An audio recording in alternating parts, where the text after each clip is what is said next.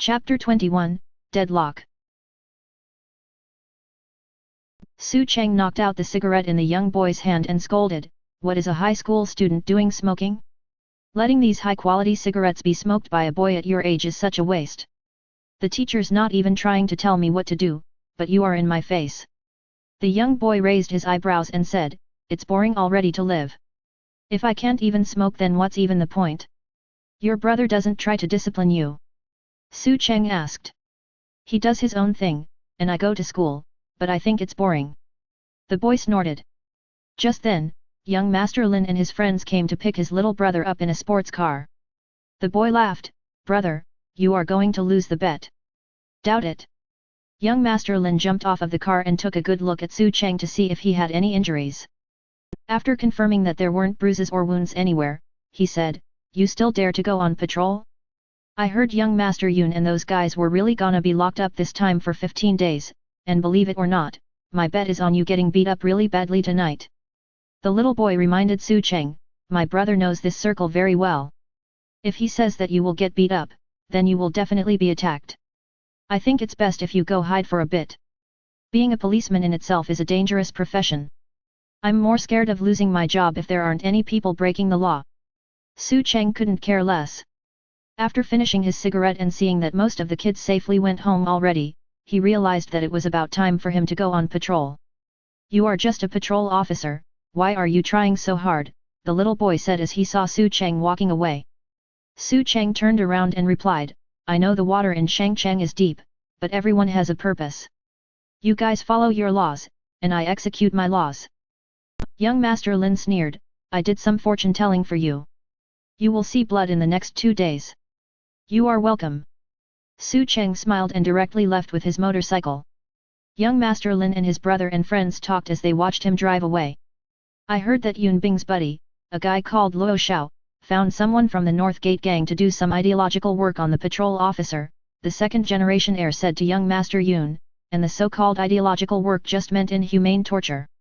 Although North Gate is the weakest out of the 4 gangs, it's still quite annoying to be entangled by them.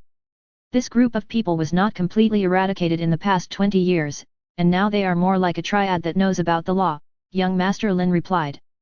"That's why the government has a headache, but it's not something we should care about."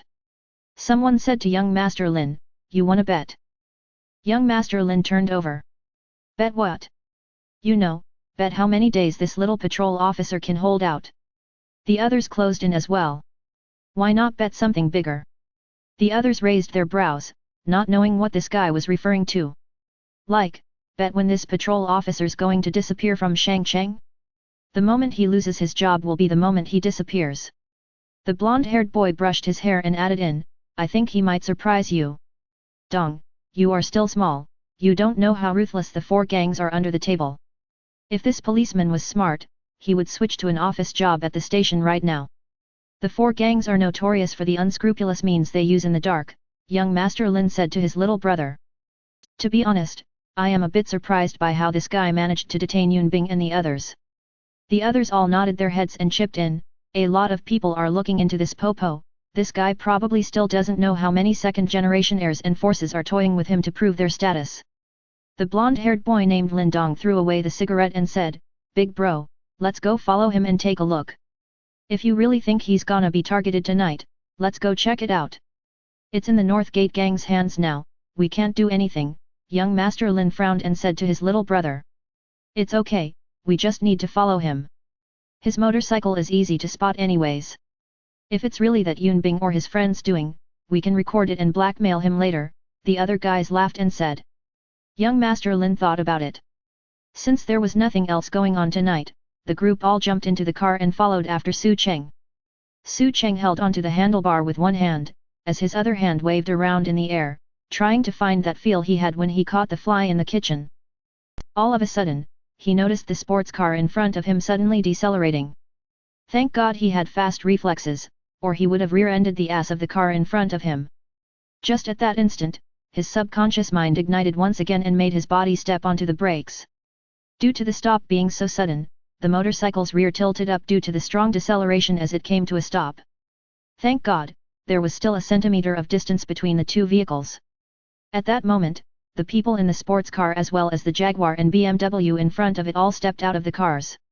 The guy that drove the sports car was dressed in a black vest and wore golden chains around his neck, and he started shouting at Su Cheng the moment he got out of his car.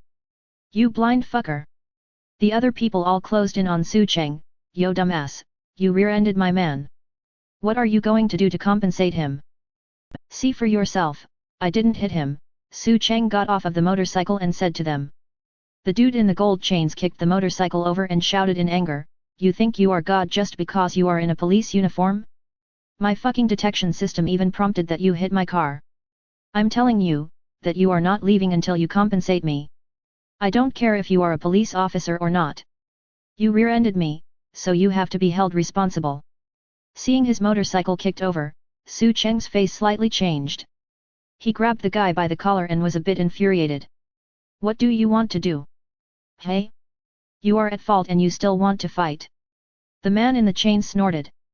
"Even if I sell your motorcycle, it wouldn't even cover the cost of my car's paint job, you know that? Hurry up, call and get someone to bring 300,000 yuan over. Why don't you go rob a bank?" Su Cheng frowned. "Go take a good look at your detection system, see if I really hit your car or not." The man in the golden chain necklace pushed his face closer to Su Cheng's, deepened his voice, and said, "You think you don't have to compensate me just because you are a cop? I will give you 10 minutes. If the money doesn't arrive, I will beat you up, and then it will be even. If you don't have money, you can pay with your body, haha." Su Cheng realized that these guys were deliberately causing him trouble. There weren't a lot of people around in this area this late at night, and there was usually a speed limit. Even now, decelerating one's car so suddenly was already illegal. They were clearly trying to get Su Cheng to rear-end them. "You guys violated the traffic law just now. Take out your IDs and let me see them," Su Cheng said. The moment he took the high ground and began interrogating them as a police officer, the faces of those 7 men around him all turned grim. They silently surrounded Su Cheng. The man with the chain necklace looked at Su Cheng, his face looking a bit grim under the dark street light. "Think carefully, now it's you that rear-ended my car, don't bullshit about me breaking the law. It's been 2 minutes, so you still have 8 minutes. Su Cheng was too lazy to go on with this nonsense. He was ready to walk past him. "I will go check out the detection system you installed in your car." The people surrounded him tighter, as if not wanting him to walk over. The scene immediately became a deadlock.